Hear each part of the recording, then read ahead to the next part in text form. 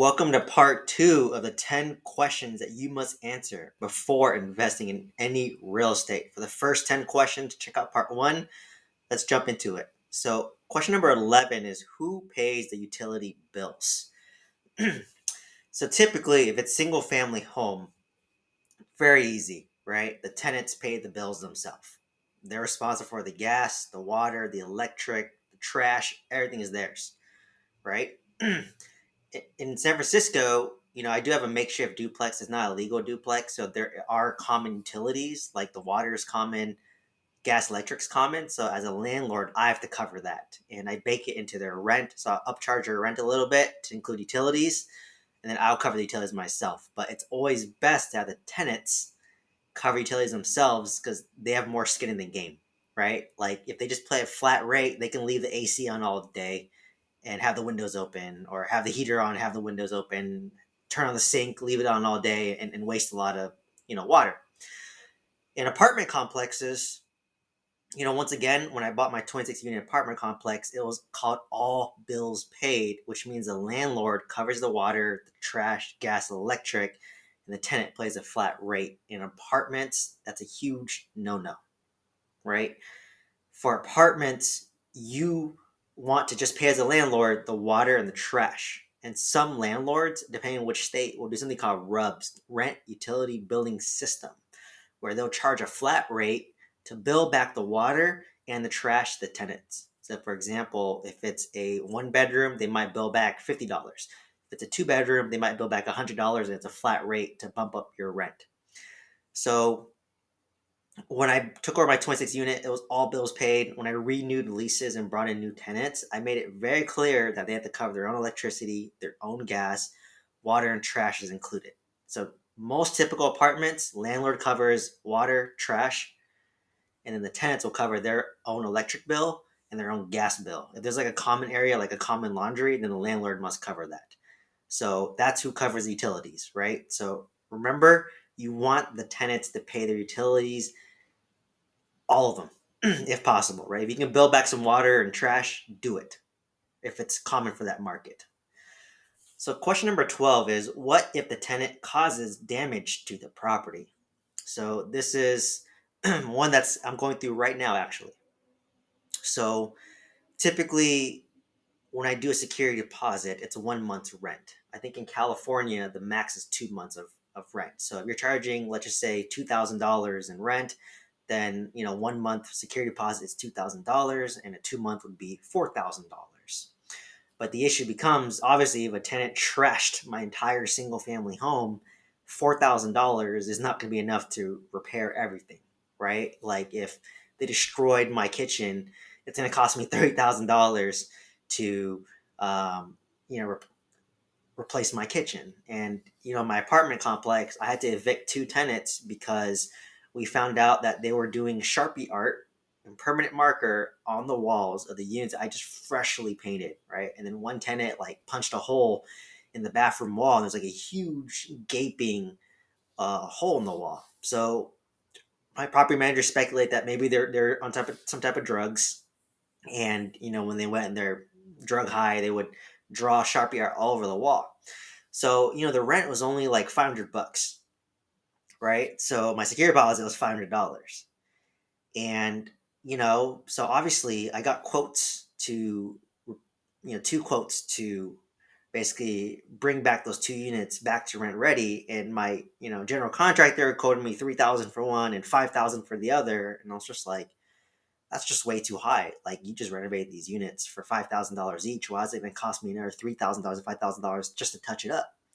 Because he charges a lot. And then we got another quote from a handyman, and he just said, all right, well, to paint this whole unit, it's gonna cost $500, and if I had to repair the drywall, it's just gonna be like 100, $200, right? So it's a lot cheaper. But in any case, like my security deposit was $500, and it cost to paint was $500, so it was kind of like a wash, right? Um, and then one unit, it actually went above and beyond because I had to repair drywall, so the $500 security deposit um, was not enough, right? So, in that case, I had to come out of pocket. But something that you could do, which I'm actually going to pursue, is you can actually send those two tenants to collections. So what that means is I'm basically going to get a full quote, right? So let's say one unit costs $700 to repair. I'm taking 500 out of 700, and there's $200 left. We can send collections after them, and whatever money collections collects, they will take a cut of it. They usually take about like 30 to 50% of it, and whatever is remaining, you get. And it doesn't cost you any money, right? So basically, we send collections. They may get money, they may not get money. And if they do get money, then we just kind of split it 50-50, right? So I might get like, I don't know, $100, $200 in a couple months if they actually, it actually works out. But in the unit that it's a little bit more damage. So that unit, he was an existing.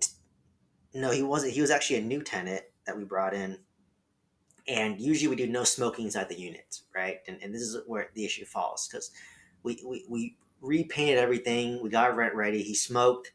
Now the cigarette smells in the walls. The carpet smells like cigarettes. You can see smoke stains everywhere. So basically now we're going after this guy.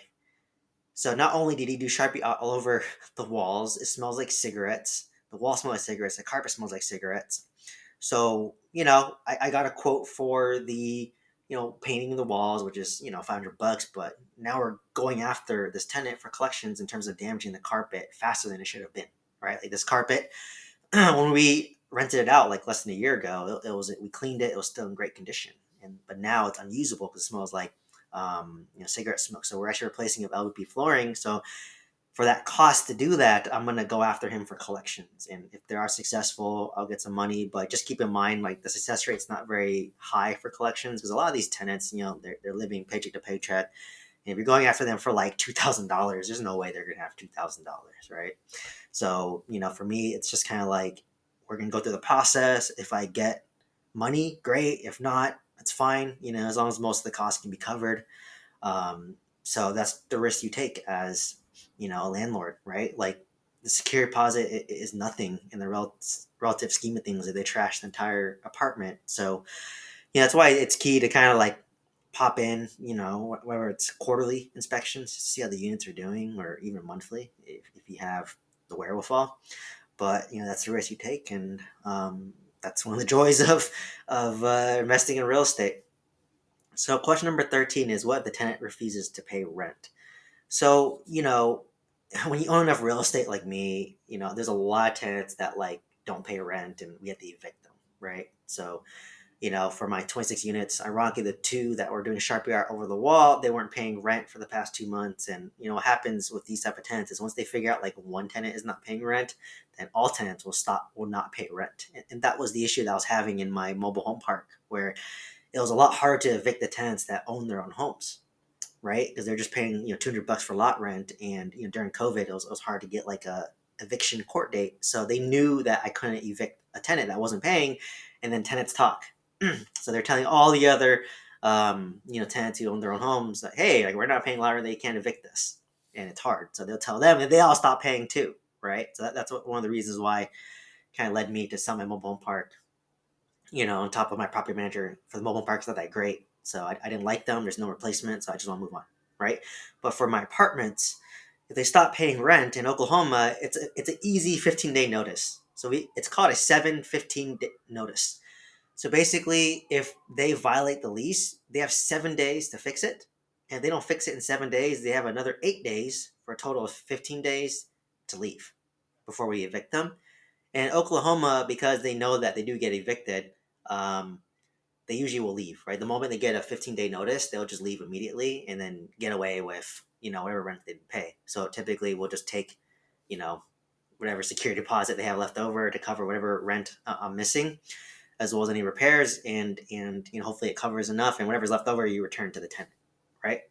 And typically if they get evicted, there's like a lease breaking fee, so we probably end up taking the whole security deposit. So why that's very key to be hard on the property managers to make sure they evict, because like I said, if you evict tenants, all the other tenants know you evict, right? So they know they don't mess around. The landlord does not mess around. If you don't pay by the rules, you get evicted. But my mobile home park, they knew that we couldn't evict them because of it was harder. The courts were closed. They were claiming they had COVID. Whatever reason it is, they just and the tenants, like once they get to word that you can't evict them, they're gonna tell other people, and then they're gonna try to take advantage of the situation. That that's the downside of C-class tenants is they might try to take advantage of the rules, and you always have a percentage that does, right? So that just comes with the nature of the territory. Fortunately, I haven't had the issue where tenants are paying me in California. It's much harder to evict in California, but California, for the most part, as long as you treat them well, they'll treat me well, and that's been my experience so far. But I am in kind of the higher, nicer areas, so it might attract a higher quality tenant. So the next question is, should I make any improvements to my investment property before renting it out? So, once again, for my apartments, this required a conversation with my property manager. So they would be there on the property inspection with me, and then pretty much I would just say, okay, is this unit livable? If we were to fix it up, how much would it cost to fix it up to make this maximize rents? Like, what can I minimally do to make this at the maximum rent?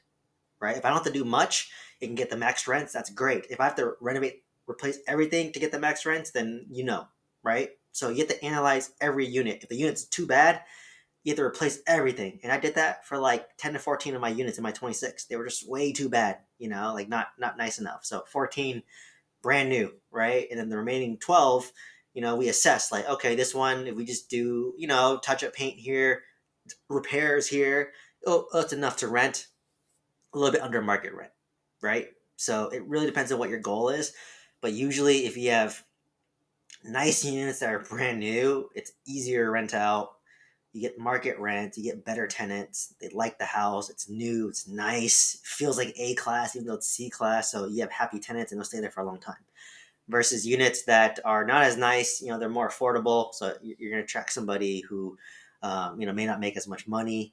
But it's nice to have a good mix of both, right? Like I have really nice units that are top of the market at 700 and 750, and then kind of normal units that are maybe like 550 to 600, right? So you want to mix of both, and eventually, if the units that need to be renovated, I'll do it, right? Um, so that's kind of my strategy, and typically. Like I said, when you take over an apartment complex, usually units will become free and vacant. So those are the ones you can renovate first. And then, slowly once renovation is done, at that point you can decide, okay, either A, I can start moving out tenants that I don't like and then renovate their units, or just leave the tenants there, leave them be. And when they leave, at that point you can assess, if you want to renovate the unit or not. So question number 15 is, how long does it take to get a return? So yes, great question, right? Like single family home, it's very fast, very easy, right? Like I bought my brand new build in Alabama for 260K. It took about 3 months to rent it out, and once it rented out at $2,000, I was making $8,000 or not $800 a month. So that one it took me 3 months just to find a tenant, right? Because in Alabama, not many people can pay $2,200 a month in rent. So it takes a little bit longer, but if you get them there, they hopefully stay like 2-3 years, right? And that's been my case for my Alabama one. In terms of apartments, so when I underwrite it, I always underwrite it for 8 to 10% cash to cash return day one. That's on paper, right? But the moment you take over the apartment complex, tenants will leave, they'll stop paying, you get to evict them. They know you're renovating, you're going to raise the rents as the new landlord. So there's going to be a lot of turnover when you first take over, right? So I underwrote, $2,000 a month in positive cash flow, but if you have 4 or 5 tenants leave the moment you take over, there goes your cash flow. You're breaking even. So for apartments, what I'm trying to tell most of my students is about 2 to 3 years before you start seeing a return. And by return, I mean cash on cash. Like if you're kind of going in and you're factoring in the tax benefits, so if you buy an apartment complex that's value add, you're going to renovate a lot, you can do a cost segregation study.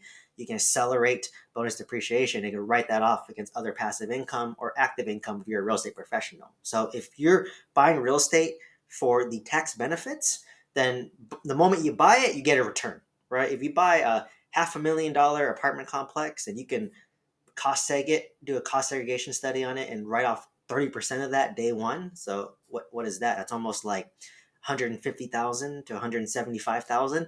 You can write that off day one against your passive income or active income, you're a real estate professional. And if you're at a 30% tax bracket and you're writing off, let's just say 150,000, then that means you're saving $50,000 in tax. So your bonus depreciation day one is $50,000, which is huge, right? If you break that up, that's divide that by 12.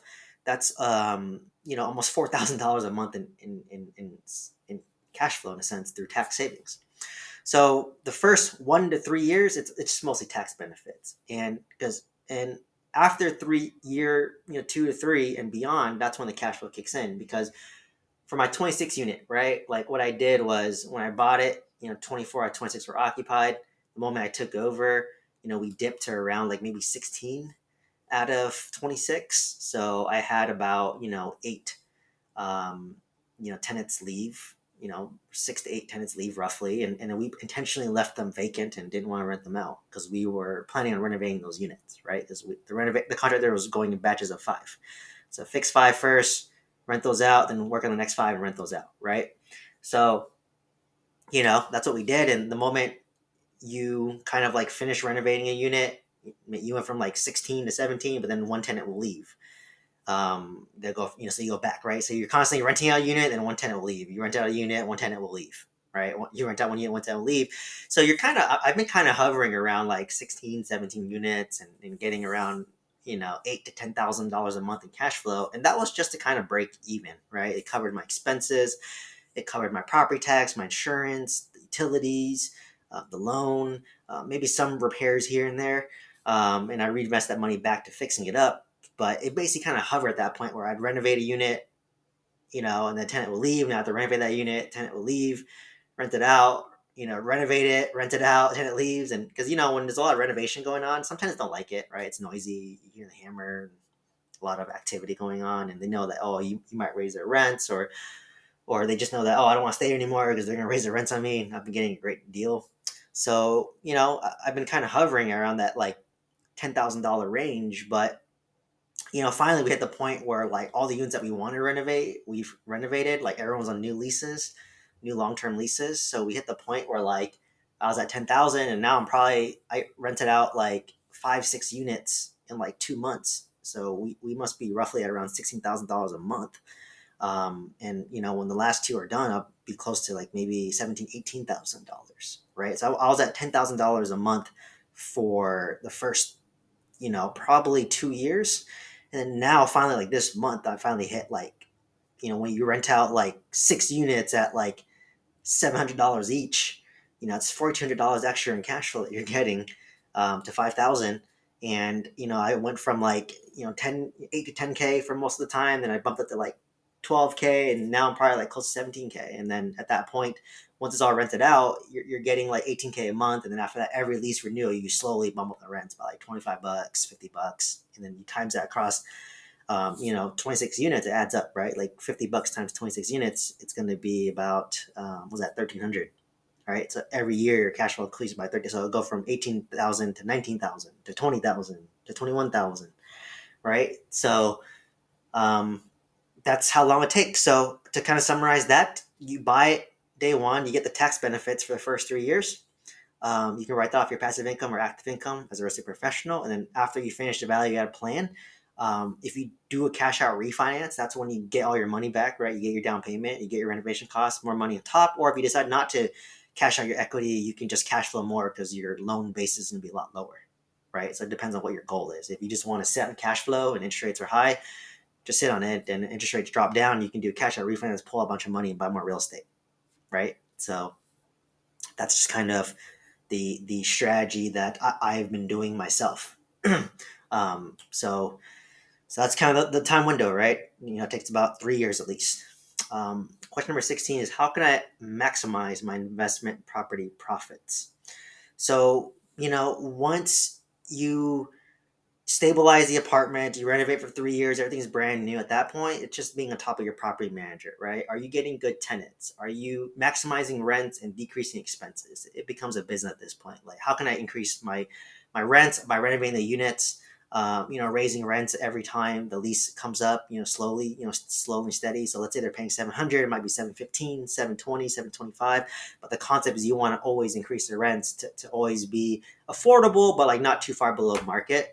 And then at the next point, you want to start cutting down expenses, right? Like, okay, can I bill back the water to the tenants?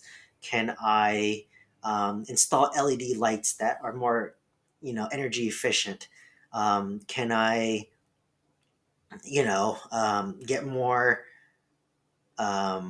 feel like drought resistant faucets that's more eco-friendly, like maybe the shower head doesn't shoot as much water, maybe the sinks and the toilet is like low flush so it doesn't waste as much water, right? These are ways that you can save money, right? Or you can start charging for parking.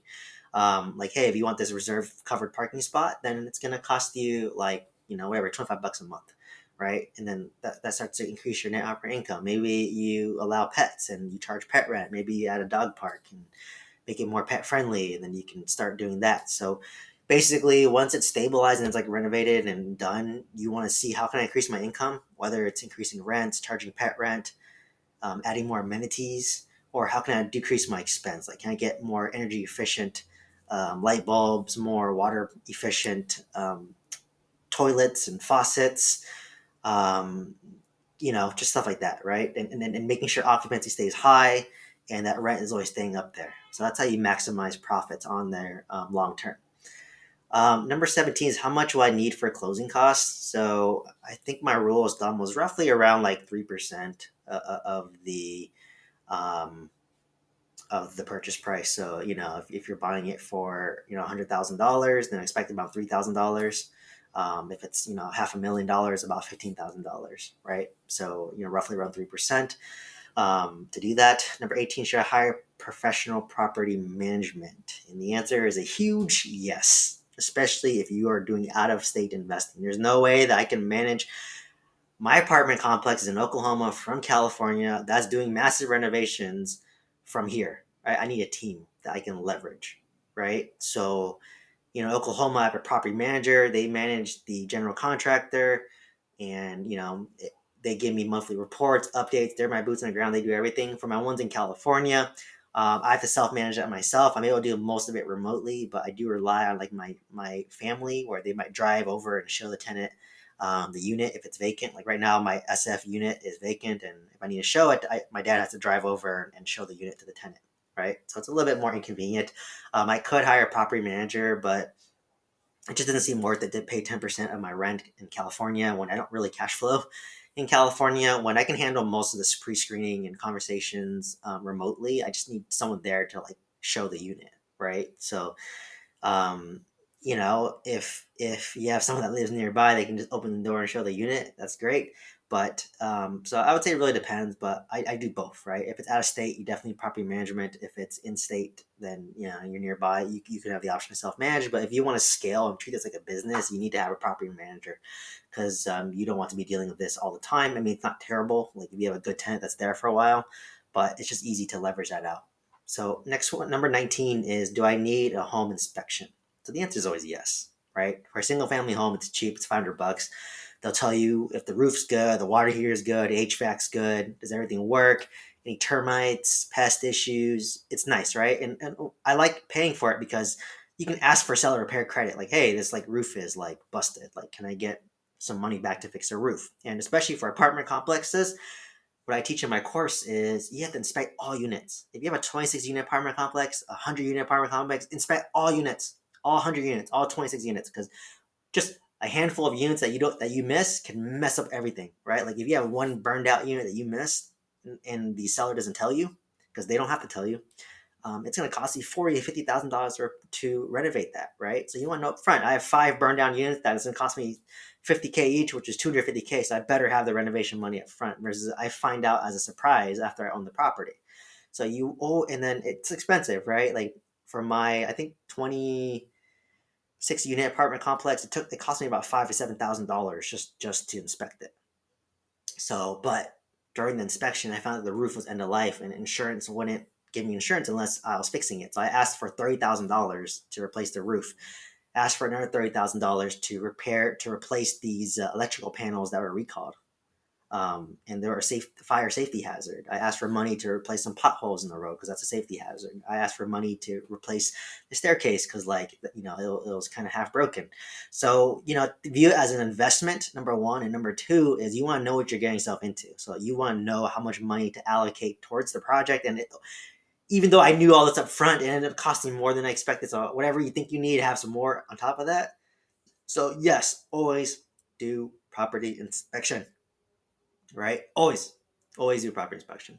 And the last question, number 20, is what do I need before getting into real estate investing, right? So you don't need to be a realtor. You don't have to have any experience. You don't have to know anything. The key is to take action. Ideally, you can learn from somebody who's ahead of you, who's doing what you want to do. That's what I do for my students. A lot of people own single family homes just like me.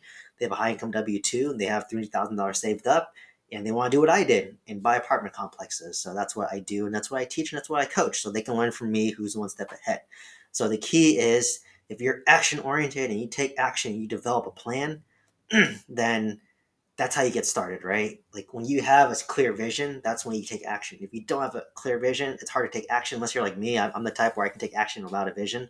I just do it and learn as I go. But if you need clarity, sign up for one of my one-on-one coaching sessions. Like I can help give you guidance on how to get started. You can join my course, my full mentorship. I offer all types of services and products. Whether it's just one-on-one coaching for a quick hour, there's my course if you like lecture-based learning. I do direct mail for you if you're too busy. I have a platinum option where, I basically, you have me for the whole time, to help you get a deal done and across the table, right? So wherever that is, if not, offer a lot of free content, a lot of free value on this channel. Just watch all my videos. You'll learn a lot, to be honest. Probably more than most mentorships will teach you. So the key is just to start saving up money and then start taking action towards real estate, whether that's learning how to make more money, whether that's learning how to save more money, learning how to do things creatively. So hopefully you found value in me answering these 20 questions, and I hope to see you in the next video. Thank you so much.